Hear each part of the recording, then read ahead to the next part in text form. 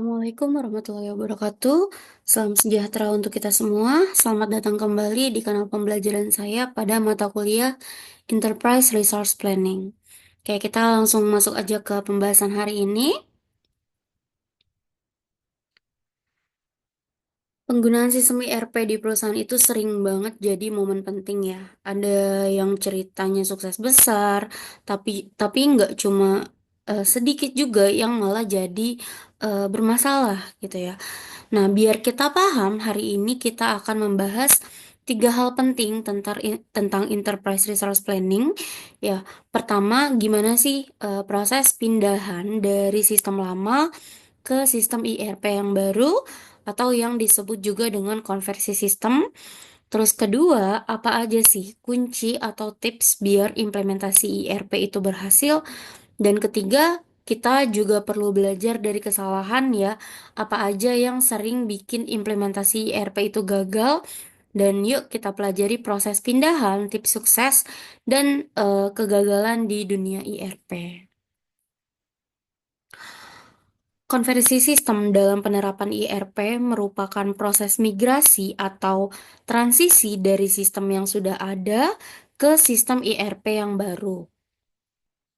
Konversi adalah sebuah langkah yang penting untuk memastikan bahwa data, proses, dan juga infrastruktur yang ada itu dapat diintegrasikan dan dapat berfungsi dengan baik. Tujuannya apa? Ya, tentu aja untuk mengganti sistem yang lama menjadi sistem yang baru. Ya, di mana sistem barunya ini harus lebih baik, lebih mudah digunakan, dan agar pekerjaan yang dapat dilakukan oleh si pengguna itu bisa lebih efisien dibanding dengan menggunakan sistem yang lama. Oke, ada beberapa metode umum yang dapat digunakan ketika kita ingin mengkonversi sistem lama ke sistem yang baru. Yang pertama ada paralel, kemudian ada direct cutover, pilot approach, dan phase-in method. Kita akan bahas satu persatu dari 4 metode yang ada di sini. Oke, yang pertama sistem paralel. Sistem paralel ini merupakan salah satu metode implementasi di mana sistem lama dan sistem IRP yang baru itu dijalankan secara bersamaan untuk periode tertentu. Tujuannya apa? Tujuannya adalah untuk memastikan bahwa sistem baru itu berfungsi dengan baik sebelum sistem lamanya dihentikan. Ya, jadi metode ini itu memberikan kesempatan bagi si pengguna atau user untuk mengenal atau terbiasa dengan sistem IRP yang baru tanpa harus meninggalkan sistem lamanya secara tiba-tiba. Ya, nanti setiap hasilnya akan dievaluasi dan disambung.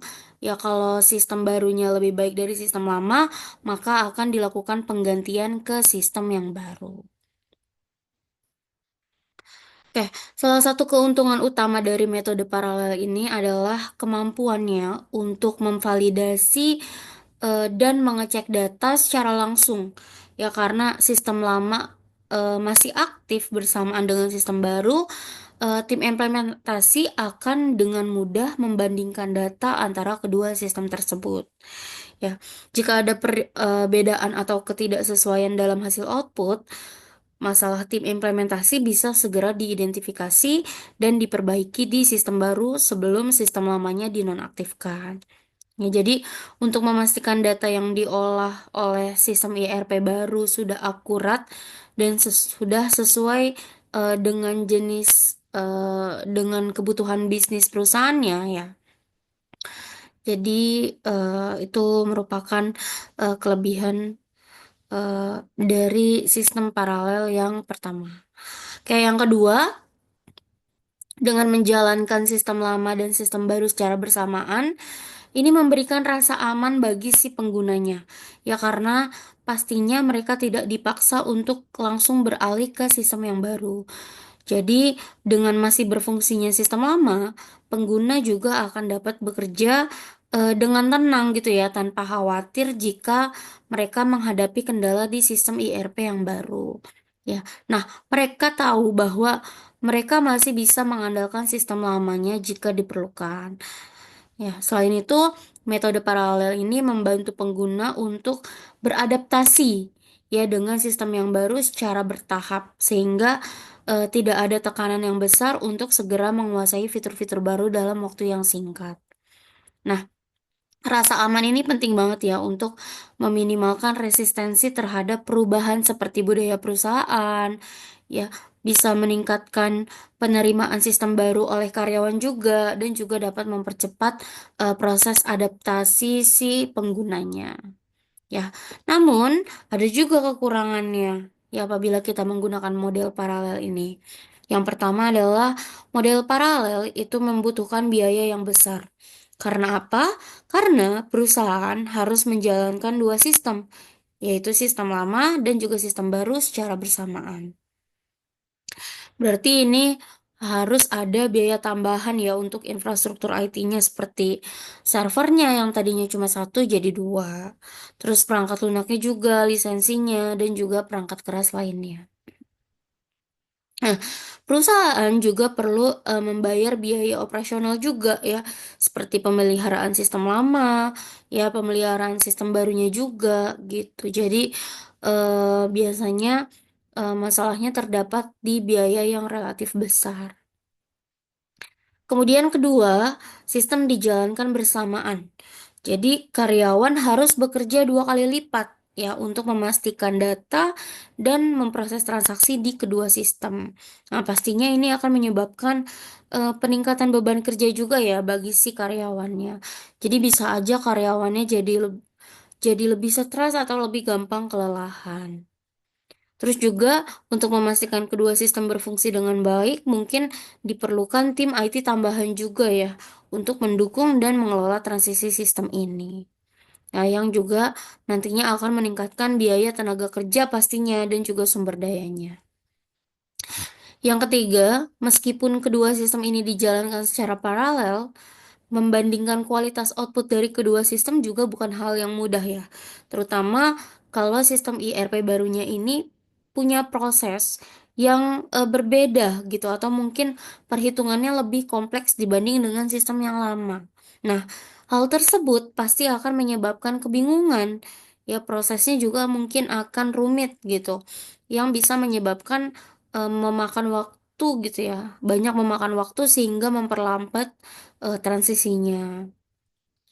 Dan kelemahan selanjutnya dari sistem ini adalah meskipun metode ini memberikan waktu transisi, namun akhirnya perusahaan harus akan tetap menetapkan periode dan tanggal tertentu untuk memastikan sistem lamanya itu sepenuhnya sudah dialihkan ke sistem yang baru gitu. Karena kalau periode transisinya itu terlalu panjang, nanti akan menyebabkan ketergantungan pada sistem yang lama. Ya, dan menghambat proses penerimaan dan pemahaman sistem yang baru. Karena kalau waktu periodenya sudah habis, jika ada masalah yang belum terselesaikan, perusahaan nanti akan menghadapi resiko yang besar. Ya, makanya dalam metode ini dibutuhkan koordinasi yang baik dan pengelolaan resiko yang efektif karena sekalinya sistem lama dimatikan, maka sistem lama ini tidak akan pernah dijalankan lagi gitu. Oke, metode konversi selanjutnya adalah sistem direct cutover. Sistem direct cutover ini merupakan pendekatan dalam konversi sistem di mana sistem yang lama langsung diganti dengan sistem yang baru dalam waktu yang ditentukan tanpa menjalankan kedua sistem secara paralel. Gitu ya. Jadi sistem konversi ini bisa dilakukan jika memenuhi beberapa persyaratan. Ya, yang pertama pengetesan pengetesan sistem secara ekstensif. Ya, artinya sistem baru harus melalui pengujian secara menyeluruh untuk memastikan kinerjanya itu sudah sesuai dengan harapan dan bebas dari masalah. Terus yang kedua, toleransi terhadap waktu tunggu atau time delay. Nah, di sini pengguna harus siap menghadapi kemungkinan adanya keterlambatan atau gangguan dalam operasional. Ya karena proses transisinya ya gitu. Dan yang ketiga, pengguna harus beralih ke sistem yang baru. Artinya semua pengguna itu dipaksa untuk menggunakan sistem yang baru tanpa opsi untuk menggunakan sistem lama sebagai alternatifnya gitu. Oke, jadi meskipun terlihat cepat, metode ini tuh memiliki beberapa resiko ya. Yang pertama adalah kesalahan akibat delay yang lama. Jadi, apabila sistem baru mengalami keterlambatan dalam pemrosesan, hal ini bisa menyebabkan meningkatnya jumlah kesalahan dalam operasional. Terus selanjutnya, pengguna belum terbiasa dengan sistem baru. Jadi karena pengguna langsung dipaksa menggunakan sistem yang belum mereka kenal gitu ya, hal ini bisa menimbulkan kebingungan, ya penurunan produktivitas mungkin ya dan berpotensi mengalami kesalahan dalam penggunaannya. Terus yang ketiga, tidak ada kesempatan untuk membandingkan sistem lama dengan sistem yang baru. Jadi eh resikonya di sini pengguna ini tidak dapat merasakan perbandingannya secara langsung ya antara kinerja dan antar muka dari sistem yang lama dengan sistem yang baru. Ya, jadi di sini kita tidak dapat melakukan evaluasi dengan baik ya. Evaluasinya jadi sulit untuk dilakukan. Karena biasanya pendekatan dengan sistem direct cut over ini dipilih ketika waktu atau sumber dayanya itu terbatas, ya atau ketika sistem lamanya itu udah tidak bisa dipertahankan lebih lama lagi. Tapi ya resiko-resikonya harus bisa dikelola dengan baik ya. Seperti contohnya seperti memberi pelatihan kepada penggunanya atau mungkin melakukan pengujian secara menyeluruh sebelum implementasi kepada sistem yang baru gitu. Selanjutnya, sistem pilot approach ya atau distribute approach. Nah, pilot approach ini merupakan metode implementasi di mana sistem baru itu diperkenalkan secara bertahap ya pada satu bagian atau pada satu divisi sebelum diterapkan secara penuh di seluruh perusahaan. Ya, pilot approach ini dilakukan untuk menguji dan mengevaluasi sistem dalam skala kecil terlebih dahulu. Ya, jadi sehingga tim IT dan pengguna ini bisa mengidentifikasi masalah atau kesalahan sebelum melakukan penerapannya secara luas. Ya, pengujian dan pengoperasiannya itu dilakukan pada satu atau beberapa departemen terpilih. Ya, dan apabila hasilnya memuaskan, baru nanti dilakukan konversi di departemen lain. Gitu. Nanti departemen yang menjadi pilot project itu dapat memberikan umpan balik langsung mengenai kinerja sistem baru. Ya, sehingga perbaikan atau penyesuaian itu dapat dilakukan sebelum diimplementasikan di seluruh departemen atau seluruh perusahaan. Oke, selanjutnya phase-in method atau juga dikenal sebagai prototype approach atau gradual approach. Ya, ini adalah metode di mana sistem baru itu dikenalkan secara bertahap atau bertingkat. Ya, jadi dari satu modul atau satu komponen pada satu waktu. Ya, sementara sistem lamanya ini masih berjalan dan masih mendukung operasional lainnya. Ya, dengan metode ini transisi itu jadi lebih halus ya antara sistem lama dengan sistem baru. Dan juga bisa mengurangi kegagalan atau gangguan besar pada operasi perusahaan. Oke, keuntungan dalam menggunakan metode ini adalah pengguna dilibatkan secara langsung ya dalam implementasi sistem secara bertahap. Jadi mereka ini dapat memberikan masukan pada setiap tahapan-tahapan implementasinya sehingga nanti sistem barunya itu bisa lebih beradaptasi atau lebih bisa menyesuaikan dengan kebutuhan operasional. Ya, terus keterlibatan pengguna ini juga dapat membantu mereka atau penggunanya merasa lebih nyaman dengan perubahan, ya sehingga dapat menggunakan sistem baru eh, dengan mudah gitu ya. Selanjutnya dapat mendeteksi kesalahan atau data lebih cepat. Ya. dapat dapat mendeteksi kesalahan sistem atau kesalahan data lebih cepat.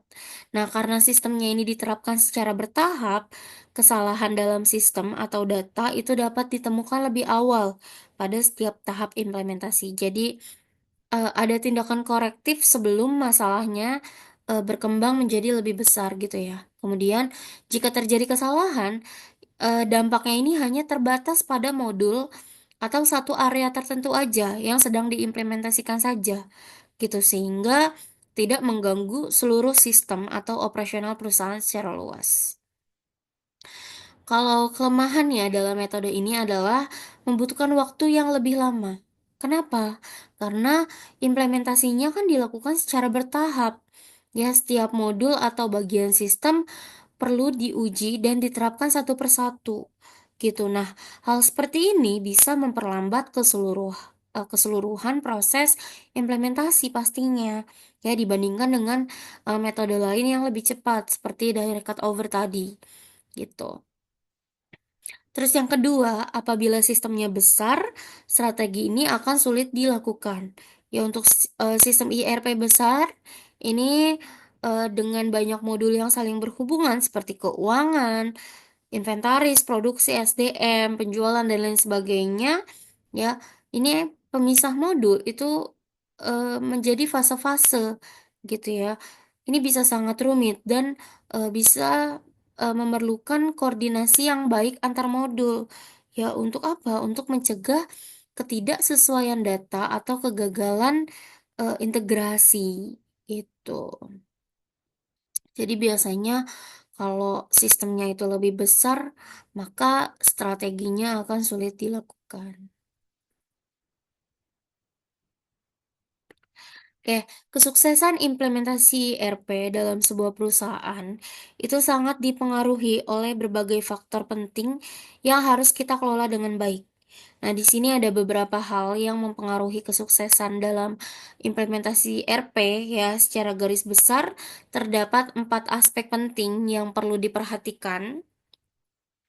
Pertama, fokus pada pengguna dan fokus pada teknologi. Ya, fokus pada pengguna atau user focus. Untuk pendekatan ini menekankan implementasi sistem IRP yang bertujuan untuk mendukung dan memfasilitasi proses bisnis yang sudah berjalan di perusahaan. Ya, dengan kata lain, sistem IRP ini disesuaikan agar sesuai dengan cara kerja pengguna saat ini. Gitu. Terus yang kedua fokus pada teknologi.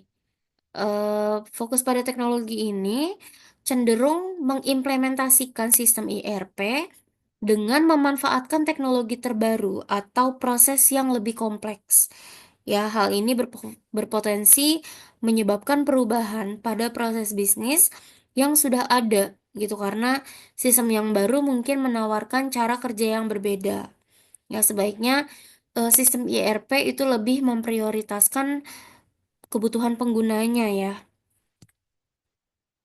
Nah, fokus pada teknologi yang lebih canggih itu dapat dipertimbangkan setelah kebutuhan pengguna terpenuhi dan sistem yang mendukung operasional sehari-hari itu telah diimplementasikan, ya, atau telah berhasil diimplementasikan. Nah, dengan kata lain, keberhasilan awal implementasi itu lebih ditentukan oleh kemampuannya untuk menjawab kebutuhan pengguna. Jadi, setelah fondasi ini kuat, barulah nanti perusahaan dapat mempertimbangkan pemanfaatan fitur-fitur teknologi yang lebih kompleks untuk inovasi lebih lanjut. Kedua, tata kelola dan alokasi SDM. Ya, implementasi RP yang berhasil itu memerlukan dukungan penuh dan komitmen yang kuat dari para pemimpin dan manajemen perusahaan atau top manajemennya ya. Karena tanpa dukungan ini, proyek implementasinya itu bisa kehilangan arah dan juga prioritas gitu. Nah, tim yang bertanggung jawab atas implementasi IRP itu sebaiknya terdiri dari individu-individu yang memiliki pengalaman relevan di bidangnya masing-masing gitu ya, serta memiliki pengaruh dalam organisasi. Nah, keahlian dan pengaruh mereka ini nanti akan membantu kelancaran proses implementasi dan adopsi sistem baru. Ya, tim implementasi yang ideal ini melibatkan berbagai pihak, ya termasuk perwakilan pengguna akhir atau usernya, terus IT-nya atau spesialis teknologi informasi di internal perusahaan, ya kemudian individu yang mampu berkoordinasi antar departemen serta pihak yang memiliki eh, pemahaman yang mendalam gitu ya tentang proses bisnis perusahaan. Nah, keterlibatan berbagai perspektif ini membantu untuk memastikan bahwa sistem IRP yang diimplementasikan itu sesuai dengan kebutuhan seluruh organisasi. Ya, jadi tata kelola proyek yang baik dan penunjukan tim yang kompeten ya dan representatif ini adalah fondasi penting untuk keberhasilan implementasi ERP. Jadi dukungan dari manajemen puncak juga menjadi faktor penentu ya dalam memastikan proyek ini berjalan sesuai dengan rencana.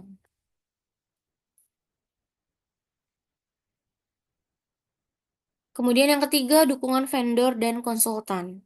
Nah, dalam proses penerapan sistem IRP, peran vendor dan konsultan ini sangat penting ya.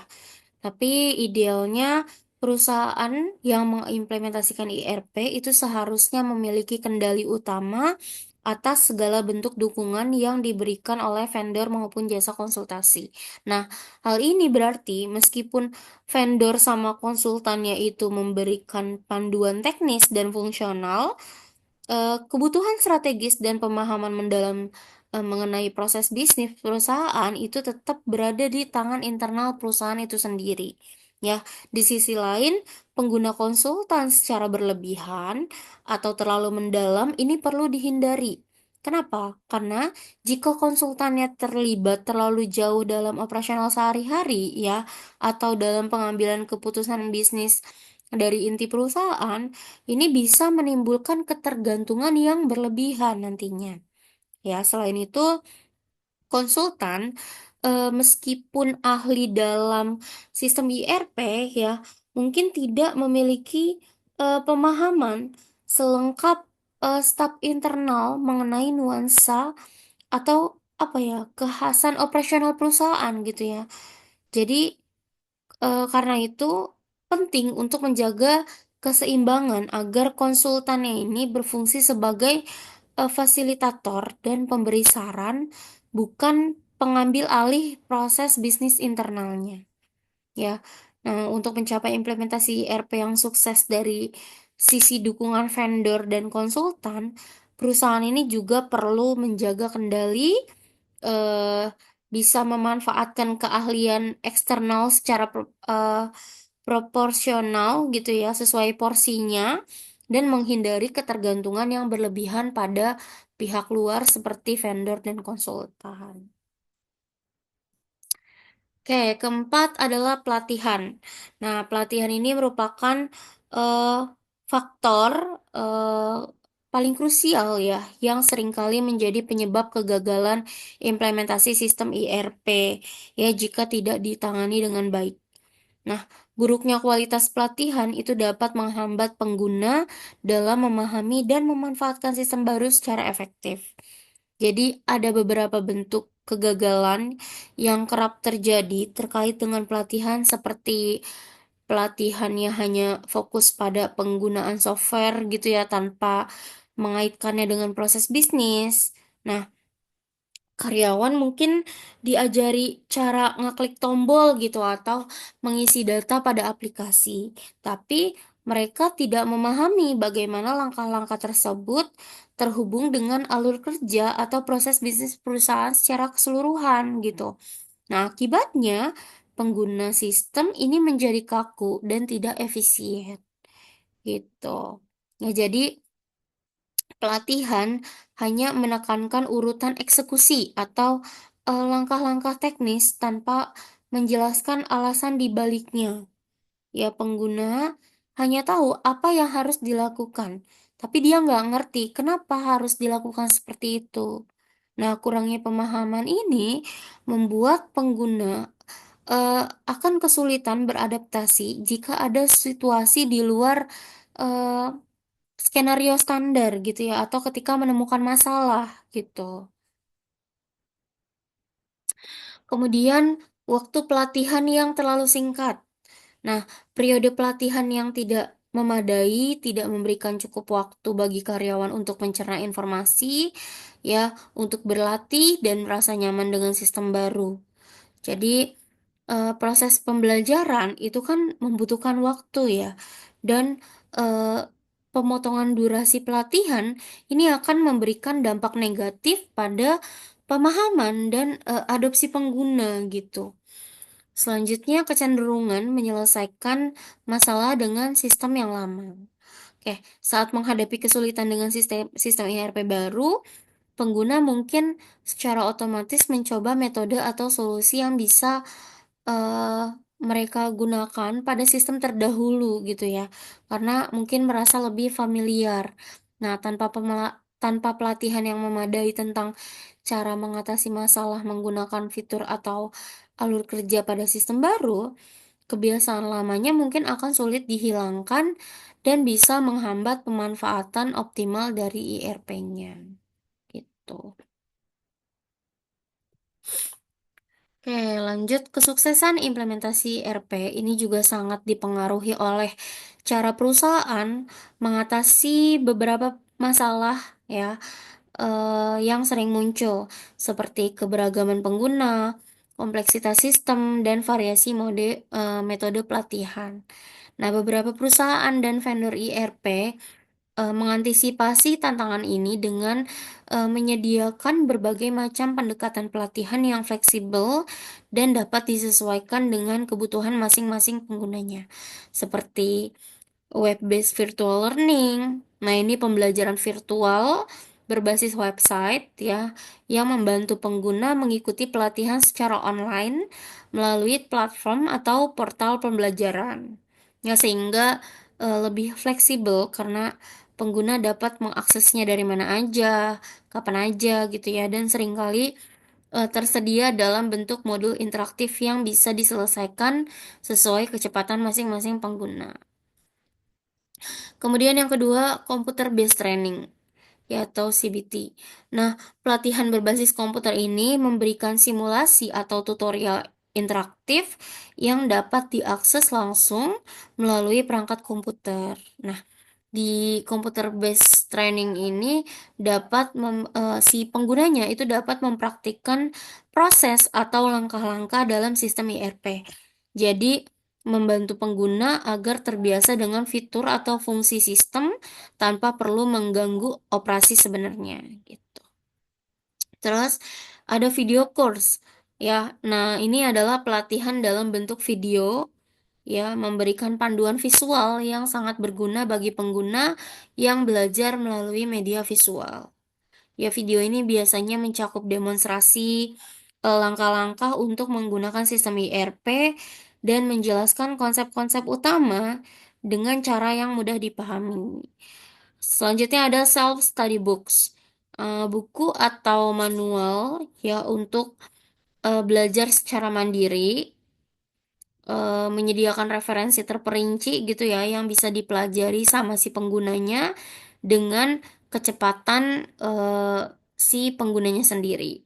Jadi buku ini seringkali berisi panduan tentang penggunaan sistem ya, terus fitur-fiturnya bagaimana serta solusi untuk kalau-kalau misalnya ada masalah yang dihadapi oleh pengguna. Terus yang terakhir ada pop-up help screen. Nah, ini adalah bantuan dalam bentuk layar pop-up yang muncul ketika pengguna menggunakan sistem ya, yang bisa jadi panduan langsung saat mereka menemui masalah. Biasanya sih panduan ini tuh atau bantuan ini tuh bersifat konsek kontekstual ya. Artinya, petunjuk nanti akan diberikan berdasarkan halaman atau fungsi yang sedang diakses, sehingga membantu penggunanya dalam memahami penggunaan fitur secara langsung. Nah, ini adalah antisipasi kegagalan dalam implementasi ERP. Ya, kegagalan dalam IRP ini kan seringkali disebabkan oleh dua faktor utama ya. Yang pertama biasanya ada integrasi sistem yang buruk atau ketidaksesuaian antara personel, proses dan juga teknologinya.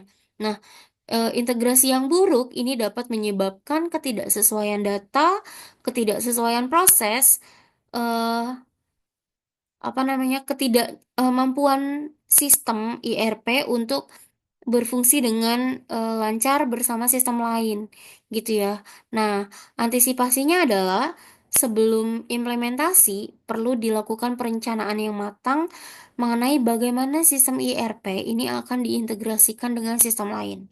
Ya, pengujian secara menyeluruh di lingkungan simulasi atau pilot ini harus dilakukan untuk memastikan bahwa integrasinya itu berjalan dengan baik tanpa menyebabkan masalah operasional. Itu untuk integrasi sistem. Jadi sistemnya itu harus bisa diintegrasikan dengan sistem yang lain. Oke, dan kegagalan IRP ini juga seringkali terjadi ketika adanya ketidaksesuaian antara personil, proses, dan juga teknologi, ya, yang menggunakan sistem. Nah, jika sistem IRP tidak selaras dengan cara perusahaan bekerja atau personel itu tidak terlatih dengan baik, implementasi IRP akan cenderung mengalami kesulitan.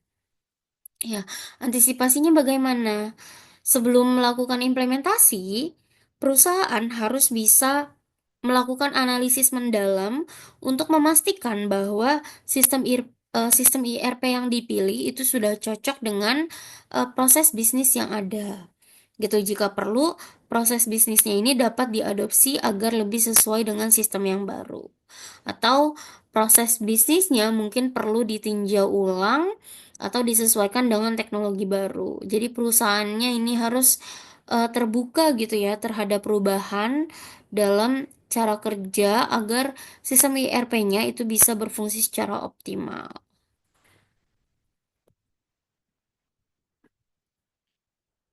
Oke, peluang kegagalan dalam implementasi IRP yang perlu diantisipasi terkait dengan pengguna dan pelatihan ini seringkali jadi penyebab utama kalau ada masalah gitu ya. Ini adalah beberapa peluang kegagalan yang harus diantisipasi. Yang pertama, user kurang terlatih. Ya, pengguna yang kurang terlatih ini akan mengalami kesulitan dalam mengoperasikan sistem IRP dengan benar. Ya, mereka mungkin tidak paham fitur atau fungsi sistem gitu ya, yang menyebabkan kesalahan dalam input data. Ya, jadi prosesnya jadi lebih lambat, pemanfaatan sistemnya jadi nggak optimal gitu. Nah, antisipasinya gimana? Yaitu memberikan pelatihan yang menyeluruh kepada penggunanya tentang semua modul, semua fitur ya yang relevan bagi si penggunanya. Gitu. Jadi harus diadakan pelatihan ya. Nah, pelatihan ini harus dilakukan secara bertahap dan juga berkelanjutan. Jadi nggak hanya sekali aja sebelum implementasi gitu. Terus yang kedua, tidak memahami bagaimana aplikasi enterprise mengubah bisnis dan tidak siap mengikuti disiplin ilmu baru. Nah, kalau ini antisipasinya eh, dengan melakukan manajemen perubahan, ya, dengan melakukan manajemen perubahan yang baik, dengan mengedukasi pengguna mengenai bagaimana IRP ini akan mengubah proses bisnis, ya, dan juga cara mereka bekerja gitu. Jadi dijelasin manfaatnya, tujuan implementasinya gitu. Atau mungkin ngelibatin pengguna dalam fase perencanaan dan desain IRP. Ya, jadi dengan begitu mereka akan dapat memahami perubahan-perubahan apa aja sih yang terjadi. Ya, terus gimana sih IRP bisa meningkatkan produktivitas dan efisiensi operasionalnya gitu. Terus yang ketiga, user belum sepenuhnya menyadari setiap tindakan mereka pada sistem berpengaruh ya, pada sistem yang berpengaruh pada operasional perusahaan. Nah, ini antisipasinya, mungkin selama pelatihan, pengguna harus diberi pemahaman yang jelas mengenai bagaimana setiap tindakan mereka di sistem ERP itu sangat mempengaruhi alur kerja dan juga em, keputusan bisnis perusahaan secara keseluruhan. Ya, jadi jelasin pentingnya keakuratan, ketepatan waktu, ya dalam penginputan data misalnya. Atau mungkin menerapkan sistem pemantauan atau dikasih feedback ya kepada penggunanya terkait kesalahan atau tindakan yang tidak sesuai. Nah, ini nanti akan membantu pengguna untuk bisa belajar dari kesalahan mereka dan bisa meningkatkan akurasi serta kepatuhan si penggunanya gitu. Kemudian yang keempat, hasil pelatihan yang kurang sesuai sehingga terjadi ketimpangan antara pelatihan dan implementasi. Ya. Nah, kalau ini antisipasinya mungkin bisa melakukan evaluasi pasca pelatihan ya.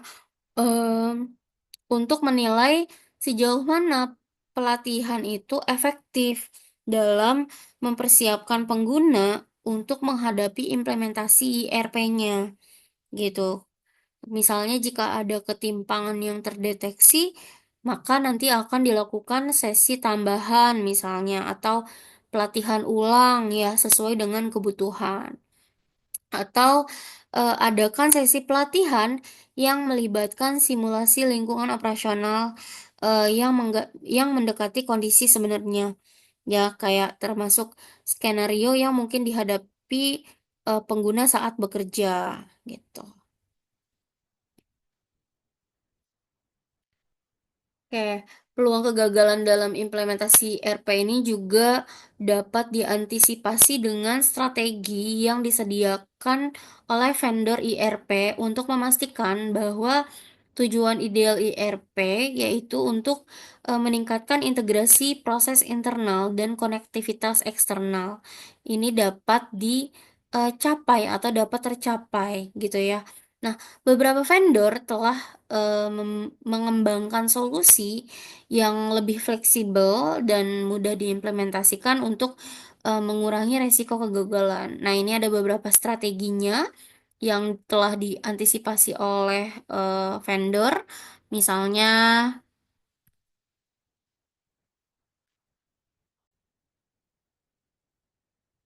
misalnya strategi berbasis komponen vendor menyediakan IRP berbasis komponen yang memungkinkan perusahaan untuk menerapkan bagian-bagian sistem IRP secara bertahap.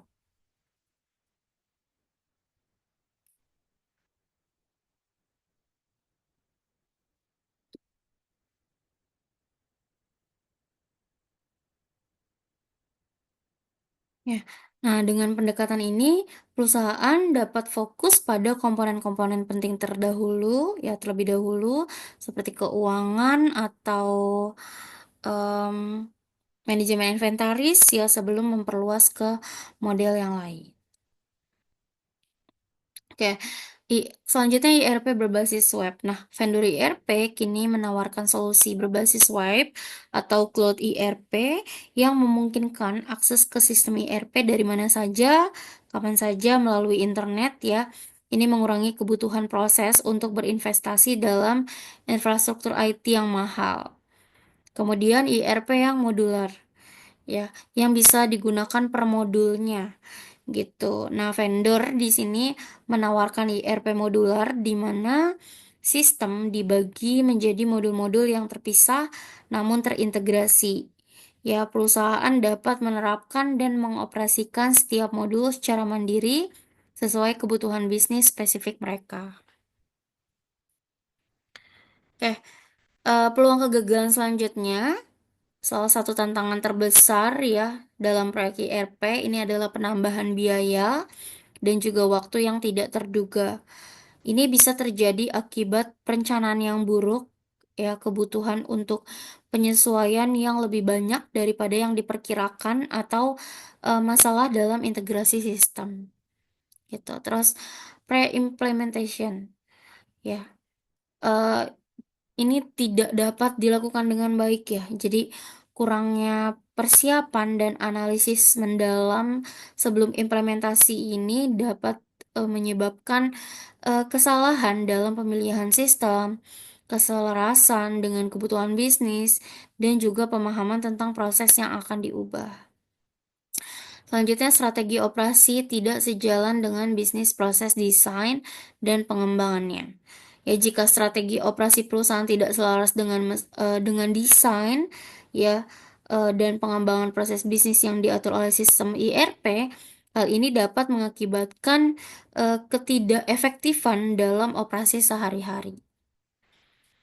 Kemudian orang-orang tidak disiapkan untuk menerima eh, dan beroperasi dengan sistem yang baru. Nah, pengguna yang tidak siap menghadapi perubahan sistem IRP ini dapat menyebabkan resistensi dan ketidakpuasan yang berdampak pada efektivitas operasional.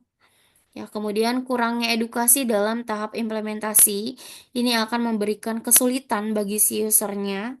Ya, kurangnya edukasi dan pelatihan yang memadai selama implementasi juga dapat menyebabkan pengguna kesulitan beradaptasi yang pada gilirannya dapat memperlambat proses bisnisnya gitu. Oke, selesai sudah untuk pembahasan kita soal konversi sistem, rahasia sukses, dan juga penyebab kegagalan dalam implementasi ERP. Ya, semoga sekarang kalian jadi punya pandangan baru ya. Eh, Coba deh nanti perhatikan berita atau cerita tentang perusahaan yang menggunakan IRP. Nanti pasti kalian jadi lebih ngeh sama tantangan dan juga prosesnya. Karena biasanya belajar dari pengalaman, termasuk pengalaman orang lain itu penting banget. Ya, jadi oke, sekian dulu untuk video kali ini. Terima kasih banyak dan sampai ketemu lagi di video pembelajaran selanjutnya. Wassalamualaikum warahmatullahi wabarakatuh.